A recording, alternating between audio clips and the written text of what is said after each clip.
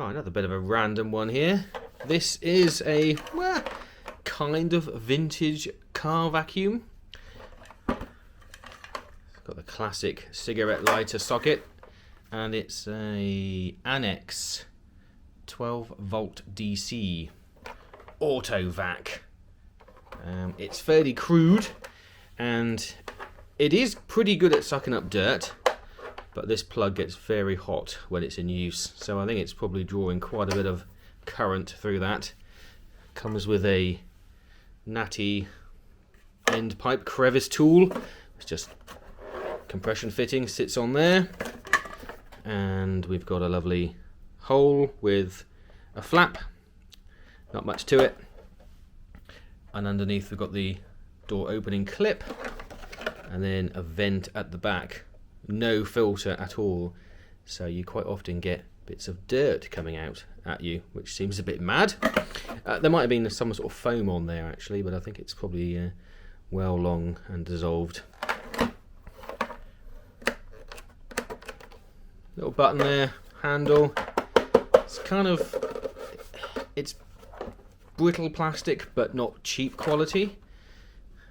Let's open it up. Rudimentary clip. And what is it? Oh, it is plastic. I'm surprised that survived as long as it has, because once that plastic goes, you're out of luck. That won't sit on unless you tape it. There's our door with our flap. Not even a screw, look, kind of like a rivet thing holding your flappage on. And then inside there's our bag. And then bag just comes out. Triple filtration knot. It's just a cloth bag really, and it's held on this plastic cuff by I don't know what, possibly just compression, but yeah, it's tiny. It's already leaking dirt, and in there the fan, obviously dirty fan mechanism on this one. So that's it. So not much to it, but I want to open it up, have a quick look inside. I think I'm going to have to hoover this floor first, give it a clean up, otherwise I'm going to be covered. But yeah, let's tear this down and have a look inside. Screw down here, couple at the back. They're looking a bit rusty. And a cheeky one that just went in on the side here. Oh, look, there's another couple. So just on the handle, so I'll get those off. Well, the ones in the handle were monsters. That's huge. Oh, and this one is.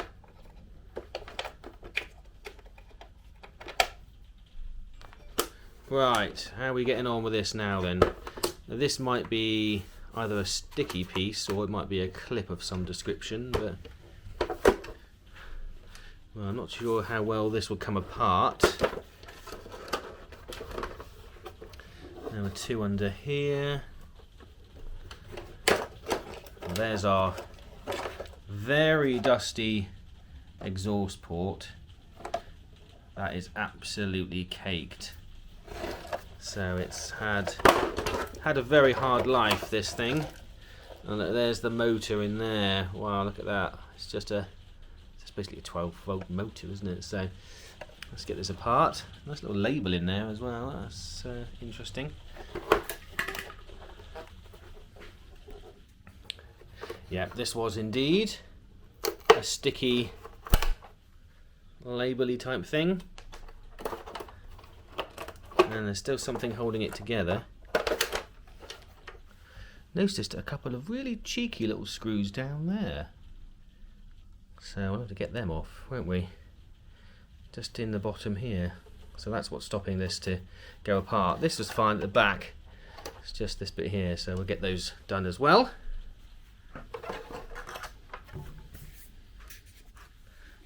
And hey presto, we have access.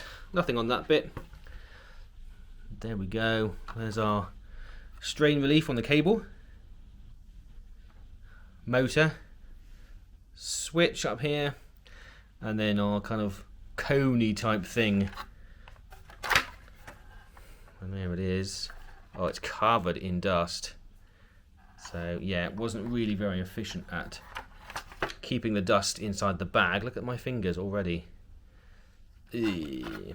So we've got the screws here to undo. I'm making a terrible mess of the carpet here as well, but yeah, so let's get this open just to have a look inside, and then we've seen it and I'll chuck it in the bin quickly. Right, a couple of screws, one there, one there. So this shroud has got this hole, no seal at all around the outside of it. It's just a hole straight through there, and then that meets this section, so the air obviously is sucked in through this hole here and then blasted out, and then there we go, there's this end piece there, and then there's one up the top here as well, so the air is blasted through there in some sort of a almost a very crude vortex effect, like the cyclone effect that's very popular these days. So yeah, it just comes out of there and then it's blasted along here and out the back, just like so, really.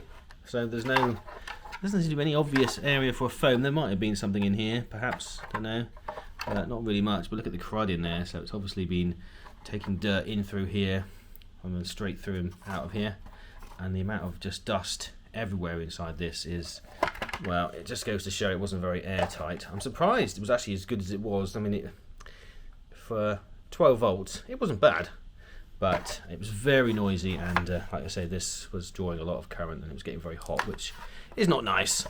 But there's a bolt on there, 12 volt motor. There's some weird indentations on here.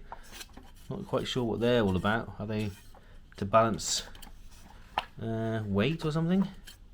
Don't know. It just looks like someone's drilled in there. I think that is what that was for. It's almost like a balancing type of system where they've just drilled a bit of plastic out to balance it. There's a weird plastic. Is that plastic or was it hair? Oh, it's hair.